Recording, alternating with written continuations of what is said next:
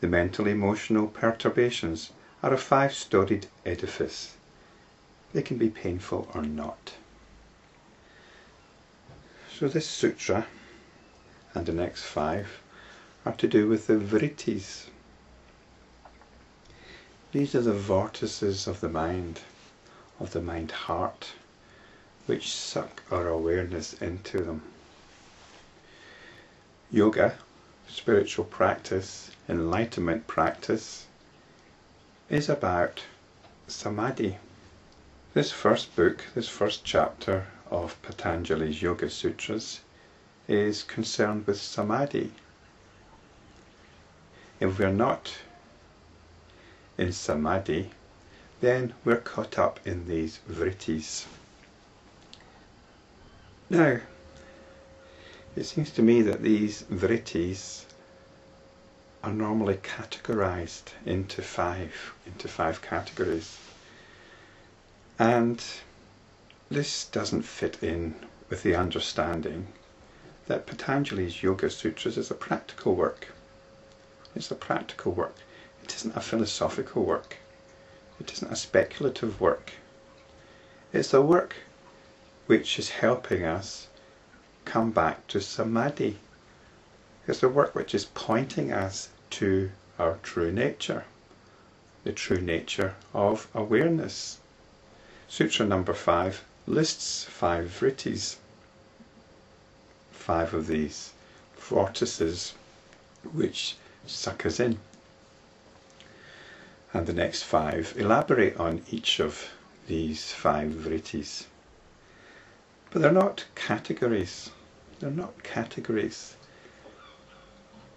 This is not an arbitrary list, listed in an arbitrary order. And to make this clear, let's start with some examples. Let's start with some hypothetical real-life examples. Because this is what Patanjali's doing. He's pointing us to the vrittis which we are caught up in. And he's pointing out that they're a 5-storied edifice. So let's take an example. They're rather crude examples, but we'll get some more subtle ones later. Perhaps more pertinent ones. Let's just say a loved one has forgotten to send you a birthday card. That's the fact. That's the cognitive fact, the reality. A loved one has forgotten to send you a birthday card. And you feel upset about this. You feel resentful about it. Now, you've got this feeling of resentment. Now, this was not the intention of your loved one. It was not the intention of your loved one to cause you resentment. But this is what you feel. This is how you understand the reality. This is how you respond to it, with a feeling of resentment.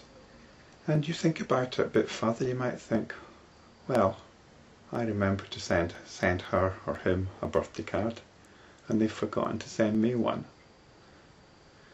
And then you might think of some other examples where you feel that this so-called loved one has been maybe a little less than considerate, and this maybe doesn't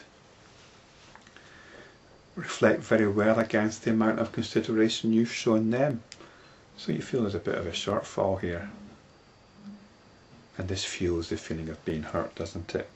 So we think about the fact, and then we enter into our own separate reality here, almost like we're a martyr to our love, and we're not appreciated.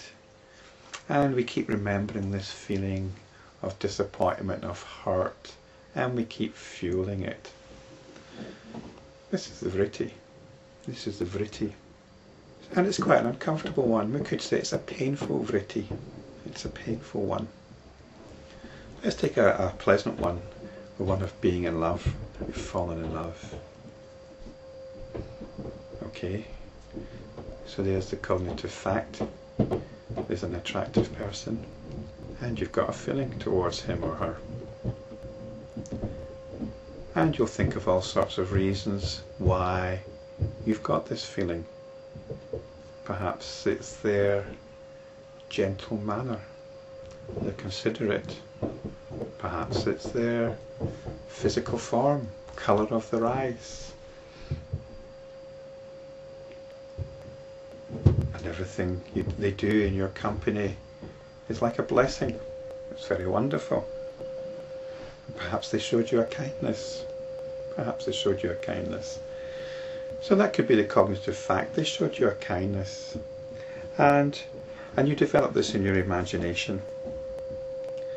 And it may be they've got absolutely no feelings for you.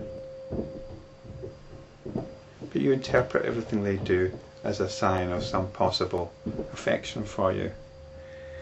And so you enter into your own world completely here, completely divorced from the objective facts.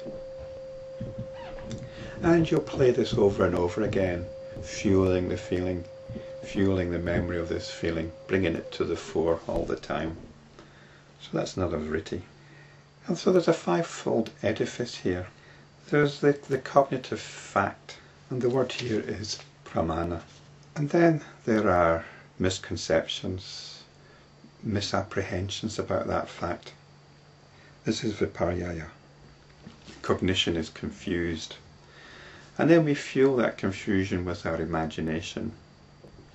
To the extent that we enter into our own reality, we're asleep to the cognitive reality. It's almost like a dream. We enter into a dream state, which has got absolutely nothing to do with the cognitive reality. And we play it over and over again in our memory. We want to hang on to the feeling, we hang on to the sensation. Even if it's an uncomfortable sensation, we want to hang on to it. For example, the sensation of being hurt, of resentment. We nurse it. We want to hang on to it. Hang on to the memory of it. So the word here for the imagination, for the further conceptualization, is Vikalpa. And then the fourth vritti is sleep. This is when we're as if asleep to the reality of the situation. We've fabricated our own reality as we do in our dreams. And we keep it going with the fifth vritti, which is Smrti, or memory.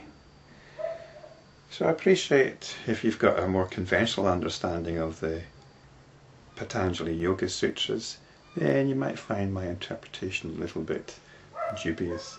But the next 5 sutras go into this in some detail, and we'll see if my understanding here holds up with the further explication of each of these 5 vrittis. So we'll have a look at those in more detail in the next video.